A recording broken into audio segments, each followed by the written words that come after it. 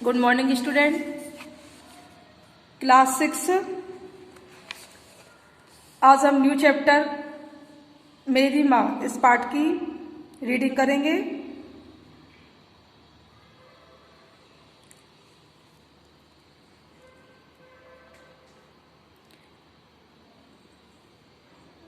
ग्यारह वर्ष की उम्र में माताजी विवाह कर शाहजहांपुर आई थी। उस समय आप नितांत अशिक्षित एक ग्रामीण कन्या के सदृश थे। शाहजहांपुर आने के थोड़े दिनों बाद ही दादाजी ने अपनी छोटी बहन को बुला लिया। उन्हीं ने गृह कार्य में माताजी को शिक्षा दी। थोड़े ही दिनों में माताजी ने सब गृह कार्य को समझ लिया और भोजन आदि का ठीक ठीक प्रबंध करने लगी। मेरे जन्म के 5 या 7 वर्ष बाद आपने हिंदी पढ़ना आरंभ किया। पढ़ने का शौक आपको खुद ही पैदा हुआ था। मोहल्ले की संग सहेली जो घर पर आ जाती थी, उन्हीं में जो कोई शिक्षित थी, माताजी उनसे अक्षर बोध करती। इसी प्रकार घर का सब काम कर चुकने के बाद जो कुछ समय मिल जाता उसमें पढ़ना लिखना करती। परिश्रम के फल में थोड़े दिनों में ही देवनागरी पुस्तकों का अवलोकन करने लगी। मेरी बहनों को छोटी आयु में माताजी शिक्षा दिया करती थी। जब से मैंने आर्य समाज में प्रवेश किया तब से माताजी से खूब वार्तालाप होता। उस समय की अपेक्षा अब आपके विचार भी कुछ उदार हो गए हैं। यदि मुझे ऐसी माता ना मिलती तो मैं भी अति साधारण मनुष्य की भांति संसार चक्र में फंसकर जीवन निर्वाह करता। शिक्षादि के अतिरिक्त क्रांतिकारी जीवन में भी आपने मेरी वह सहायता की है जो मेजिनी को उनकी माता ने की थी। यथा समय में उन सारी बातों का उल्लेख करूंगा। माताजी का सबसे बड़ा आदेश मेरे लिए यही था कि किसी की प्राण हानि ना हो। उनका कहना था कि अपने शत्रु को भी कभी प्राण दंड ना देना। आपसे इस आदेश की पूर्ति के लिए मुझे मजबूरन 2-1 बार अपनी प्रतिज्ञा भंग भी करनी पड़ी थी। जन्मदात्री जननी, इस जीवन में तो तुम्हारा ऋण परिशोध करने के प्रयत्न करने का भी अवसर ना मिला। इस जन्म में तो क्या, यदि अनेक जन्मों में भी सारे जीवन प्रयत्न करूं तो तुमसे ऋण नहीं हो सकता। जिस प्रेम तथा दृढ़ता के साथ तुमने इस तुच्छ जीवन का सुधार किया है वह अवर्णनीय है। मुझे जीवन की प्रत्येक घटना का स्मरण है कि तुमने किस प्रकार अपनी देवी वाणी का उपदेश करके मेरा सुधार किया है।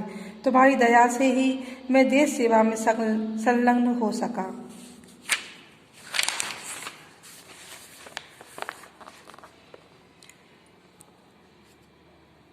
जीवन में भी तुम्हारे ही प्रोत्साहन ने सहायता दी। जो कुछ शिक्षा मैंने ग्रहण की उसका भी श्रेय तुम्ही को है। जिस मनोहर रूप से तुम मुझे उपदेश करती थी उसका स्मरण कर तुम्हारी स्वर्गीय मूर्ति का ध्यान आ जाता और मस्तक नष्ट हो जाता। यदि मुझे ताड़ना भी देनी हुई तो तुमने प्रेम भरे शब्दों से यही कहा कि तुम्हें जो अच्छा लगे वह करो, किंतु ऐसा करना ठीक नहीं, इसका परिणाम अच्छा ना होगा। जीवनदात्री आत्मिक, धार्मिक तथा सामाजिक नीति में तुम्हें मेरी सदैव सहायक रही। जन्म जन्मांतर परमात्मा ऐसी ही माता दे, यही इच्छा है।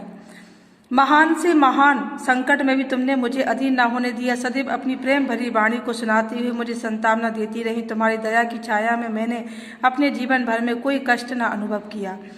इस संसार में मेरी किसी भी भोग विलास तथा ऐश्वर्य की इच्छा नहीं, केवल एक तृष्णा है, वह कि एक बार श्रद्धापूर्वक तुम्हारे चरणों की सेवा करके अपने जीवन को सफल बना लेता।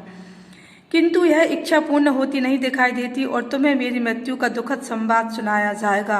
माँ, मुझे विश्वास है तुम यह समझकर धैर्य धारण करोगी कि तुम्हारा पुत्र माताओं की माता भारत माता की सेवा में अपने जीवन को बलि वेदी की भेंट कर गया और उसने तुम्हारे कुल को कलंकित न किया।